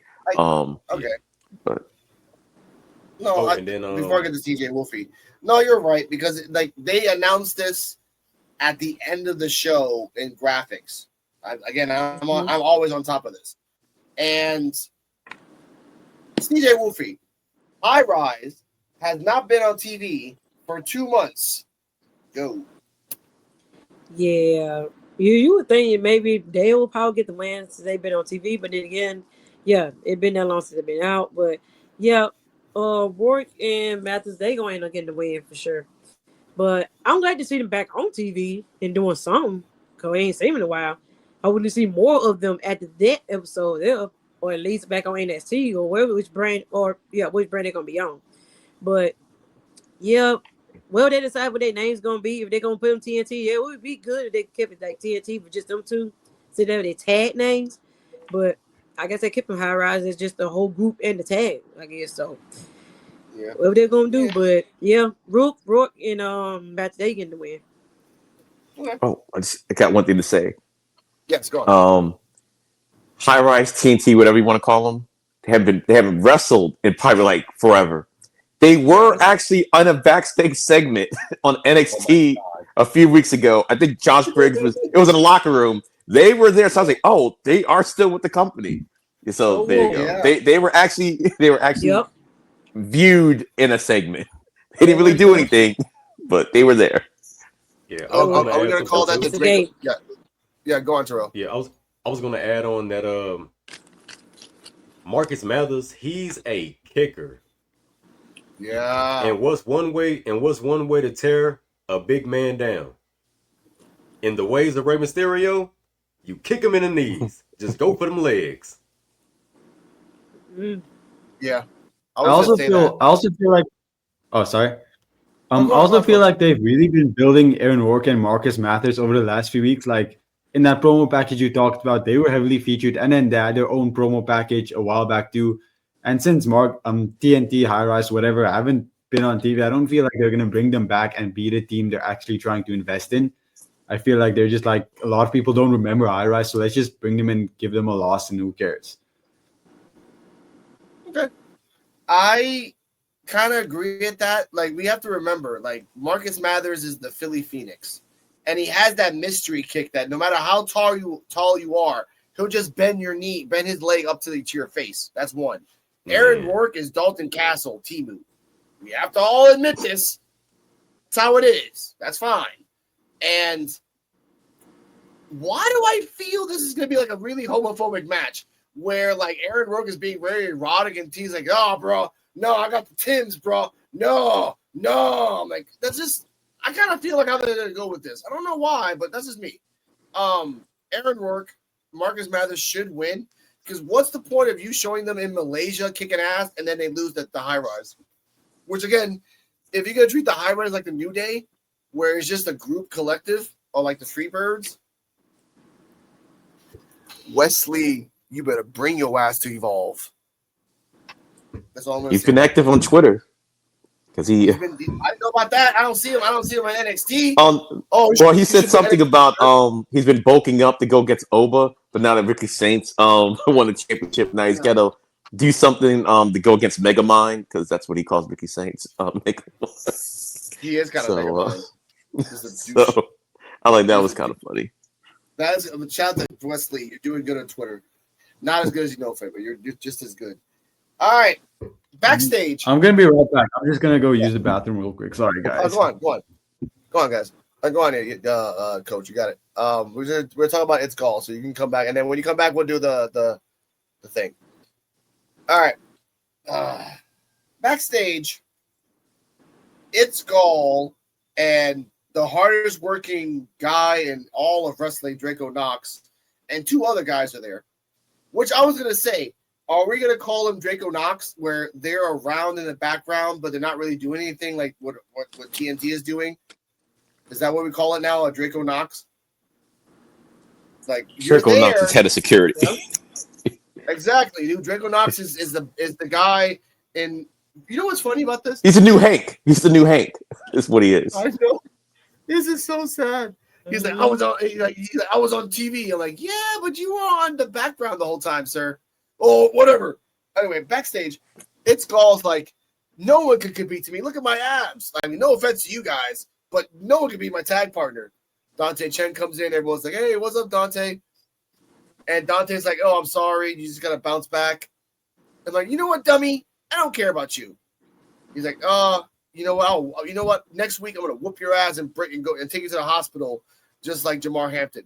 First off, whoa, Dante Chen, where is this evil coming from? Two, It's Gall's like, that was very disrespectful. I didn't like that. Paraphrasing. And then everyone gets up and leaves. Mind you, yeah, you did make fun of those three guys, but he's like, he's being vulnerable. He doesn't have a friend to be vulnerable. Coach, thoughts on this promo and the fact that they're really pushing him as a now It's Gall is a dick, but he's a baby face. It's a weird thing we're going on with this. I like it because he's so over. I think I'd say he's the most over guy on the roster, honestly. And I love that they're pushing him as a babyface, but he's a dick. Like, he didn't understand why everybody just left him, even though he was mean as shit. But yeah, I'm happy he's getting a singles push because I was really afraid that after the Jamar Hampton thing, he was just going to go back to what he did before, just random appearances every now and again. But him actually getting a singles push, I'm really happy about that. Okay. Terrell, your thoughts on this? And I think this is still connected to Jamar. This is just the long con to come back to Jamar. Jamar might be coming back in 6 months to 9 months, but you can make him a babyface. Jamar comes back, still as a heel, and he's conflicted. Do I go back to the asshole or do I be the new person? Terrell, your thoughts on this promo? Yeah, I thought it was pretty interesting. As far as in with seeing it's Gall, in babyface form, it's actually pretty cool. It's pretty cool for real. And Jamar Hampton, he may come back with the heel, stuff going on, or maybe he just might come back and just naturally just fall in line with it's Gall. Yeah, I like that. EOD. Yeah, I really did like the segment because truthfully, it's Gall hasn't changed at all. It's just that more he's big because my man came out, he was being vulnerable, and he was like, "Yeah," he said, "I can't take a step back" or whatever. He's like you dummies or something like that. Like basically say, "Oh, y'all used to being like mediocre," basically. But he was saying the way like he was being honest, but he's still a dick and everything. But he was trying to be vulnerable, trying to have a moment, but he doesn't know how to. He can't do it correctly and everything. So that's what I liked about it. So like, yeah, you're a babyface, but you're exactly the same. I do like the fact that they haven't forgot about him and Jamar. He's always mentoring Jamar and everything. So hopefully when he gets healthy, they will still be a tag team. But when your tag team, when somebody's hurt, you keep on going and everything. So I'm glad it looks like they're not going to break them up as a tag team. So that's good. And maybe Jamar can show up from time to time. Maybe they usually don't do that in WWE when you're hurt, but it'll be kind of nice. But I like the segment. And Dante Chen, I'm like, damn, Dante, but you have to see you're gonna put him in the hospital next to Jamar. I'm like, that was kind of heelish, kind of, or whatever. I'm like, damn, even if you didn't like him, you have to say all that. But I like the segment, and I can't wait to see where it goes from here. The evolution of It's Gal. Yeah, me too. Artie, your thoughts? Yes. Perfect segment actually. In terms of It's Gal, yeah, this segment was funny because it's like he was trying to be vulnerable, but he just simply can't relate because he is the best, and just like I don't relate to the struggles of you guys. That was funny, but he's trying. He'll get there. He'll learn humbleness. But who's the other? Oh yeah, Dante Chen. Yeah, he was kind of an a-hole. I mean, this wasn't kind of heelish. This was just straight up heelish on his part. And I don't know what happened. Like, I think if they changed him. Like, Jesus, everybody. I like that. All right. CJ Wolfie. Yeah, it was pretty good promo. It's Gall just being it's Gall. And yeah, Dante Chen did come off a little heelish. Like, dang, he got being kind of rough on the edges and stuff. So it was something. It was something. So he's gonna be like a heel work from him, which is gonna be interesting to see. But yeah, I'm interested in that match next week. So yeah, it was pretty good. Before we get to, thank you for that. Before we get to the studometer, oh jeez, we have to look at Evolve as all moving pieces. Why is Dante Chen going heel? That means whoever is the baby face in the future might be, again, I look at this, I'm like, okay, is Dante Chen like, first off, you tell someone you're gonna put someone in the hospital, that's a heel tendency. That's not like a maybe. No, that's like, no, you're an evil villain. Like, you get the hell out of here. 2, if Dante Chen's going heel, that means people are gonna shift because there's someone else at the top that's gonna shift. That's what I mean. If Drake loses and Keanu Carver becomes a champion, if Keanu Carver won against Brooks Jensen, we're not saying that he did, but if the possibility, you got to shift people. I like that. I want to put that out there. Ladies and gentlemen, little context to this. Before the studometer comes out at 12 o'clock every single Wednesday, it's like clockwork.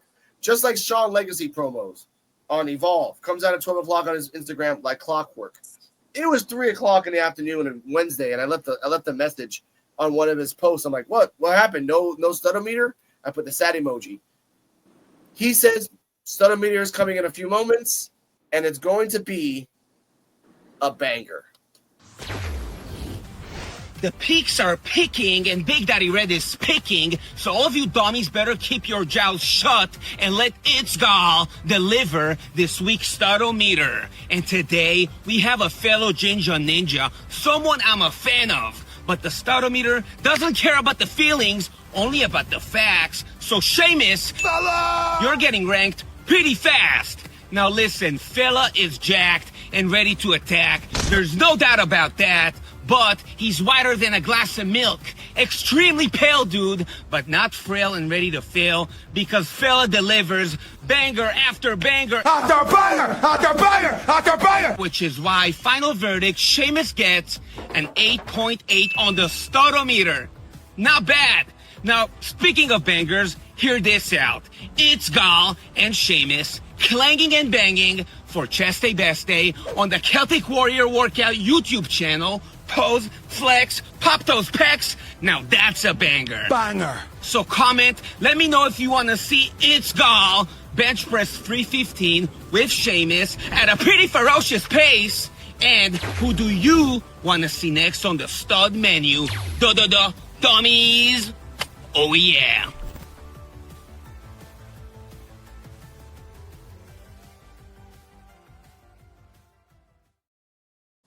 Oh, I know he's going to be on Celtic Warrior Workout. Wow. Okay. Yeah. Wow. Is he really going to be there, or is he just like saying it for himself? He's saying it. He wants to be on the workout. Oh, Hopefully, Sheamus responds. He needed, Okay. yes, he need to do this. He needs to because Needs first to off, do it. the Lyra workout almost killed him. Doing his workout where literally he's in his car chugging down creatine powder and then protein powder and like you're gonna die, Sheamus. You're done. But what two things? Oh, yeah. Jay Cargill's workout almost put him down, too. Yes, so did Lyra's. It almost killed him. Two things. First off, you're gonna start a war with Matt Cardona and Sheamus. Matt Cardona's a 9, and Sheamus at 8.8. You know Sheamus is gonna get mad at that, and Matt Cardona's gonna put it in his face. Ha ha! I'm a 9. Ha ha! Put that out there. That's one. Two.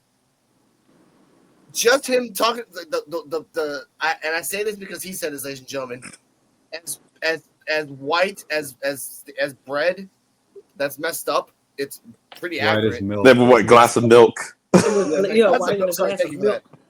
I didn't want to say, I didn't want to get, cancel culture. Coach, your thoughts on this rating? 8.8. I mean, I think it's a fair rating. Not that it matters, but he literally misspelled Sheamus' name at the end. He didn't put the H in. I think that might be Yep. Seamus. Seamus. But yeah, this is a great study. I mean, really, they should start getting it on Evolve. I think it would be really a great addition to the show. I mean, it's just a minute long. It really wouldn't harm the show. But yeah, I loved it. It was funny. Okay. This felt like a rush job for me. This felt like, okay, I got usually like an hour, like a minute 30, minute 40. This was like 47 seconds. This was exactly 128. So 128, not that bad. Terrell, your thoughts on the Startometer? 8.8 for Sheamus. Yeah, 8.8 for Sheamus is actually pretty cool. I feel like Sheamus probably would have been maybe a 9.5. Maybe somewhere around the 9s if he was tan. He was jacked, but he wasn't tanned. Nope. I get that. EOD. Yeah, I think it also was a fair rating. And from compared to Matt Cardona, you got to remember he was a little biased with Matt Cardona. You have to admit that was like his favorite guy. So I was thinking he wasn't going to give him a 9, but the fact that he gave him a 9 anyway, after basically roasting the man for a lot of it, is like he still gave him a 9. So I'm like, his personal bias got him that 9. So really, he's probably an 8 along with Sheamus, but the bias, and maybe he couldn't give Sheamus a higher score because he might have remembered that one segment that Drew McIntyre got him with like a couple months ago. So it's like you're mostly in what does he call it? Peak minty condition or whatever he calls it. That 1 month or whatever, he wasn't. And so maybe he held that against him. But yeah, I liked it. I thought it was funny. And I almost watched it. I saw it come up. I was like, oh no, I got to wait till today to watch watch it. I'm glad I waited. So I appreciate that. I appreciate it. Like, and it was a good quick one. So I appreciate that. Cardi M, thoughts on Sheamus? Yeah, I think this is a pretty good rating, honestly. I mean, that's a pretty high rating. I think he deserves it too. From what I've seen of Sheamus, he seems like pretty wholesome. I know that's not going off appearance, just like seems like a cool dude. Okay. But yeah. I respect that. All right. CJ Wolfie? Yeah, it was pretty good rating for Sheamus, and this gall just hilarious with it, and him being up there, Sheamus, it's pretty good, and I really hope Sheamus gets a hold of this and let him be a part of the workouts. I really hope somebody get him a notice or something. Let it's gall get in there with one episode, but yeah, it was pretty good rating for Sheamus. I respect that. Like that. I like that. Like for me, yeah, he needs to be on the workout thing for Sheamus. Like he would just, it would boost him on Instagram and help him more. I'm like, oh yeah, and he can explain the science of why he gave him an 8.8, and Sheamus would still get mad, but he's like, look, I am, and again, Matt Cardona got a 9, and he did say, and I quote, bleeding is not anabolic. So I'm like, he still crapped on Matt Cardona on certain aspects. He craps on everybody except for Jamar. We know why. You know what would be crazy? Yeah. Sheamus is the type of person that would literally be like, hey, I have you here on the show, but we cannot do this alone. Come on out, man. And then Matt Cardona comes out. Oh, so like you have Isgall, Sheamus, and Matt Cardona, all three working out together, and like you just see Isgall. But like a montage or something. Yeah. You can give him a live studometer right there, right on the spot. Like I want to read live studometer. I'm like, all right, Tandem jacket ready to attack, and he'll do the whole thing because he has to remember that by heart. I love Isgall for that. But ladies and gentlemen, when we get to happiness, we get to murder. Next up, Brooks Jensen versus Keanu Carver. Whoever wins gets the #1 contendership for Jackson Drake next week. Who will be the contract signing for whoever wins. Brooks Jensen comes out, and he's just, no knee pads, no elbow pads, Alabama, bam, bama. Fun fact, and I love Cardi M for reminding me this. They said that he is from Alabama, bam, bama. 2 bams is enough. Not the bam, bam, bam, bam. No, it's like 2 bams. That's it. All right, done. I like that. Keanu Carver comes out. Peter Rosenberg says he looks better than last week we saw him, which is like, yeah, he's just getting better and better and better. I love that.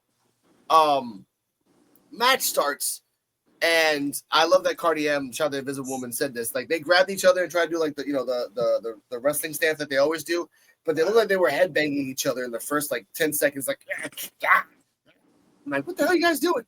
But after a while, Brooks Jensen targeted the left arm of Keanu Carver and did effectively 4 Southern Lariats. 4 to freaking Carver. But the fact that they're booking Carver like Jason Voorhees. Okay, Jason Voorhees' arm's cut off. I'm like, all right, my arm's cut off. Well, that sucks. But I'm still going to kill you. There is no end of this. Ultimately, at one point, Brooks Jensen's on the inside, Carver's on the inside. Carver's arm is busted. He can't use it. He says, you know what? I have a move that doesn't really require my left arm. He pounces Jensen to the outside, and Jensen tries to recreate a Yamcha from Dragon Ball Z with his arms all messed up on the floor. I actually respected that. Carver gets him to the inside, and he does his special, which they don't even have a name for that yet. They used to have a name, but they don't have a name for it anymore. For the 1, 2, 3. So we're going to go off match first before post-match. Coach, your thoughts on this match? The fact that they booked Keanu like a monster. Commentary booked him like a monster. The guy did 4 finishers on him, and he still 1. I mean, yeah, it was a good match, but I'll be honest, I didn't really feel the match because, like, all the other 3 matches before this, I really, really enjoyed, and I think they set a high standard. When this match came, I was kind of not that into it. It was a good match, but like, just not for me. But yeah, I loved how strong Keanu Carver is booked. I'm very confused whether or not I think he's gonna win next week, but that comes for when we talk about after the match. But yeah, I'll give it a B. It was okay. Okay, I respect that. Terrell, thoughts? Yeah, the match was definitely a B. By the time this match came on, honestly and truthfully, I'm not gonna lie, I was pretty out of it, and then plus I was getting ready for the NXT time with D Walk, but the match was good. I just don't know exactly if Keanu Carver is gonna win. That's the only thing that I'm pretty much concerned with is if if he's gonna become Evolve champion or not. And Brooks Jensen, he put up a good fight and everything too. But your boy from Alabama, Bama, did not come out on top. Nope. Not even Which I close. do love when he said. I love when he says that. But if you really want to go like into his character, I do feel like maybe somewhere down the line, whenever he finds himself back on NXT or um, possibly the main roster, I could say, man, Brooks Jensen could really be booked as like a JBL style character. Okay, I respect that. Yeah. EOD, before we get to you, this was said by commentary. Brooks Jensen learned that move, the Southern Lariat, from his dad, who then learned it from a guy in Noah called Stan Hansen. So that move that was done to Carver was generational. Your thoughts? It's a fun fact and everything. So, because I don't think he was doing it in NXT at all. So it's like kind of, it's cool they show the lineage of the move and everything. Like it's like So that was a cool aspect. To me, I'm gonna give the match an A, but here's why. I like what they did with Brooks Jensen in this match. Like really, I thought they did a good job. And it's not like he got Keanu Carver destroyed him. He was actually holding his own against Keanu Carver. Because like I said, Keanu is like a really big dude, but Jensen he might not be as muscular, but he's just as big or whatever. So when they were trying to take each other out, the shoulder tackles and didn't work, but it also didn't work on Jensen either at first. And I like that, and I think he kind of for Carver since he's kind of newer, Jensen was able. You can see he was like being the general of the match. I did like the fact that he targeted the arm, and the pounce. That pounce was crazy because of this. He didn't run to build up momentum. He just stood there and pounced them outside the ring, which was crazy. Normally, we see a pounce, they do something, get the leverage. He just stood there, thought about it, and just pounced them. And I thought that was really impressive. But yeah, to me, I thought the match was an A for what they were trying to do because it wasn't going to be a big flashy match between these guys. I just liked the fact it was just a nice big guy match, basically. So I like that. All right. Big meaty man. Big meaty man slapping meat. I told that I said that to Cardi next to her sister. Like this is a meaty man match. Cardi. Yes. You're up. Carver versus Jensen. We saw this match. You saw that they booked Carver like Jason Voorhees. So your thoughts? Maybe he is. No, just playing. I'm gonna give this match also. I'm gonna give it a B. It wasn't like remarkable to me, and I mean it's also not my favorite style of wrestling or match in general. But yeah, I don't know. I've respected Brooks Jensen was holding his own, and that he was targeting like a specific. He was targeting a weak spot, and he theoretically could have won. But yeah, I don't know. That's my thoughts. Keanu Carver is gonna just push his way through Vanity Project, and it's gonna be ugly. We'll get to that. Ladies and gentlemen, we're actually going over 2 hours today, ladies and gentlemen. I want to enjoy this show. CJ Wolfie, Keanu Carver versus Brooks Jensen. Carver won, and he was standing tall at the end. Oh yeah, Keanu was a beast of this whole match. Like he was just pummeling Jensen and everything. Jensen had his own. He held his own in this match too as well, so he did pretty good too. But there was a pretty good match, so I'll get at least a B plus. And that pounce was ridiculously crazy. I don't see how. Shoot, they really could have just had a count out for that. Really, I don't think you better get up. Yeah. To be honest. When was the last? Sorry. When was the last time that we ever did get a count out victory? I don't think ever. Did we ever? Never. No, I don't think they had one. No. Yeah. Anyway, sorry like for interrupting. From Dragon Ball Z. It should have been a countdown victory. It should have been like, yeah. He was out. Okay. He was out. Okay. But yeah, it was a good match. I'd give it a B plus. Okay. Basically, it's a B match. I'm gonna press the button for this. No, that's an F. My bad. That's a B. Sorry.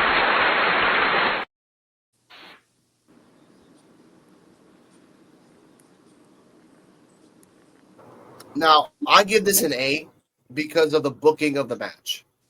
And I would say this part. I didn't say this part during the match, but I'll say this now. At one point, Carver was on the floor. Brooks Jensen goes to the top rope and does a jumping, I think a leg lariat. I guess like a leg drop. There's a sitting leg drop. First off, stop doing that, Brooks Jensen. Your coccyx is going to be destroyed in 4 years. Okay? Just stop. All right? Protect your body. One. When he did that, he went to the ropes, and Peter Rosenberg and Robert Stone was like, oh, he should capitalize on this. In the background, you see Carver stand up like Jason. I'm like, oh, my God. Oh, no. That's why I think they're booking Keanu Carver like Obafemi, but right. Obafemi was the ruler because he's smart. Keanu Carver is not smart. He's just a monster. And that's how you should book him. Yeah, exactly. Like the Terminator. He will not stop. He just keep going. Now, here's the post-match. Post-match, he's like, I won. With his broken arm, by the way. I won. Freaking Bryce Donovan comes out of nowhere. Slams him with the chair 4 times. Puts the chair in his arm and Pillmanizes the freaking arm. And freaking Vanity Project comes out. Peter Rosenberg's like, oh, these guys are freaking jackals. Look at them. Just like hyenas all over the body. And they're just laughing at Keanu Carver. And I was like, you better hope Keanu Carver doesn't get up with that still broken arm and beat your ass. But he doesn't. He doesn't. And it ends the show right there where Keanu Carver's on the floor and Bryce Donovan's in the ring with a chair and Vanity Project outside making fun of it. But no one's looking at Bryce Donovan because I looked at it again. Bryce Donovan is not looking at Keanu Carver. Bryce Donovan is looking at Jackson Drake. So, post-match, I want to say this, my thoughts and my theory. There's a weird rule in wrestling where you can, the general manager can tell him or tell the person, if anyone comes out of the main event, they will vacate the title. Let's say it like that. Or if anyone comes out to interfere between Drake and Keanu Carver, they can vacate the title. That can happen as well. That can be a weird play of Bryce Donovan finding a way to get the belt off him. But if they do this storyline where, okay, Keanu Carver's arm is busted, we got to put a cast on him. Oh, we have to stop the match. No, don't stop the match. You just gave a monster a loaded weapon on his arm. That's the dumbest thing you can do. And that's the thing that can happen in the match. Where Keanu Carver's like, I got a cast, beats the crap out of Jackson with the cast, breaks it, and still wins. So, Coach, your thoughts on this and predictions. Well, no predictions. Just thoughts on Bryce Donovan and everything that happened. And then after that, Terrell. I have a few thoughts because I'm really unsure what they're trying to do here because are they trying to push Bryce Donovan to be the one to dethrone Jackson Drake or is Keanu Carver? Because I could feel like it could be either one. And this is not me complaining. I like that there's these many options. But then, yeah, I also liked how everybody came out and celebrated as if they did something, but it was Bryce Donovan who did all the work. And then same with Jackson Drake. I loved how intense he is. I don't think he's necessarily smart. I feel like he's just very overconfident in the fact that Bryce Donovan isn't really doing anything to him. He's just biding his time, and that makes Jackson Drake feel very cocky and feel like, yeah, I got everything under control. But yeah, I liked everything here. I feel like there's a lot of stuff you can think about here. So I give this whole after thing an A. I feel like I enjoyed that a lot more than the match personally.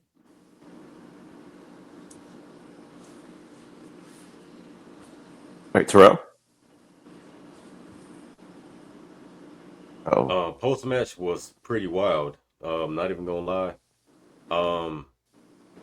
The Vanity Project, they came out celebrating as if, like Coach said, as if they was the ones that did the attack on Keanu. It seemed like as if everyone is celebrating the fact that Bryce Donovan did something, which is by all means cool and great. But it's like, are they really paying him any attention? Like, are they even paying him, the respects that, he did that. And then it could be too, like, what's the end game, as far as with Bryce Donovan attacking Keanu.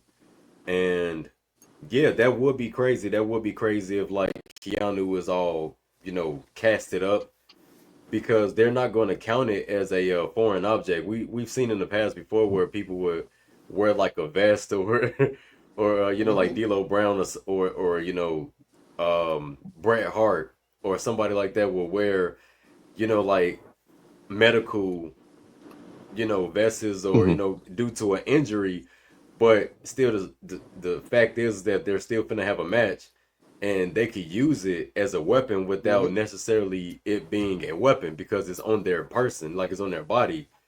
So I think that'll be very interesting, but I definitely see if they do let him get in the match with the cast, it's not gonna go very well because it seemed like Keanu loves pain. That's what it seemed like. It seemed like he loves pain to me, and he would do anything to win, like by any means necessary type of attitude. I like that. I like that. And by the way, prediction: Keanu Carver is going to kill Vanity Project next week, one by one. Just murder them. Like, it's just you and me, Jackson. There's no one else. Which should happen. EOD, your thoughts? All right. I thought the whole thing was pretty good. I can't remember if this happened or not. At the end, when Vanity Project was in the ring, didn't Drake tried to shake his hand, and it kind of looked like he wasn't gonna shake his hand or something. I can't remember if that was okay. So I'm thinking, yeah, he hesitated, and Drake was like basically did the little Captain Kirk thing, like take my hand, like shake it. I did like that. So we still have some doubts. I still think that Drake sees the writing on the wall, but he's gonna ride this out, especially with Keanu Carver. Like I said, I still think is who's gonna pull the trigger first. Is Bryce going to get tired of him before Drake decides he's going to take him out before Bryce takes him out? But I like that. I did like the fact that he was talking mad-ish to Keanu Carver while he was on the ground. Because normally I was thinking the same thing. What if Keanu gets up right now, gets a hold of you? That's what I was really thinking. Because he was getting up for it and everything else. So I did like the celebration in the ring, like Bryce's intensity, and like I was telling y'all before when I said I saw him in person, I'm like, don't sleep on Bryce Donovan. Yeah, I gotta go back for the club. I'm like, look, this dude talks more trash than anybody on the Vanity Project. And at the time, it was crazy to even think that because he didn't really speak at all. But I was like, I saw this man in person. Trust me, this dude's got something else is going on, and you're starting to see he's probably one of the MVPs of the show right now, like character development wise. So I don't think he's gonna. If Keanu comes up with a cast, though, I think that might be too much. It's a cast. Come on. Well, I think what they'll do is they'll tape him, because if they put on with a cast, it's like that plan really backfires. It's like you got Keanu Carver, now you have a cast on him too, where he can just bludgeon you to death with the cast. So I'm thinking they'll probably do something, maybe tape it up so then they can target a little bit more. Because if he has the cast, it's like, come on, man, that is overkill. To Drake, I'm like, okay, it's not like it's like that wasn't the smartest thing you could do because now you can't attack the arm because it's in a cast, and so yeah. He can show that off too. Before we get to Cardi, he can show that off like next week. Oh, I got a cast. Oh, yo, you're weak, and then he destroys a wall with it. Like, shh. Yeah, I don't really feel this, man. You better kill me. I'm like, oh no, you made it worse for you, sir. Yeah. But that's what I love about Keanu Carver. You have to legitimately kill him, kayfabe wise, to win. That's the but if they just want to put like way. doubt in people's mind that Keanu might not win, that's what I'm saying. If you put a cast on him, it's like, look, the doubt isn't really going in Drake's favor of winning that match with a cast. It makes Keanu winning even greater with a cast on. So that's what I mean. For real. All right, Cardi, your thoughts on the post match and everything else?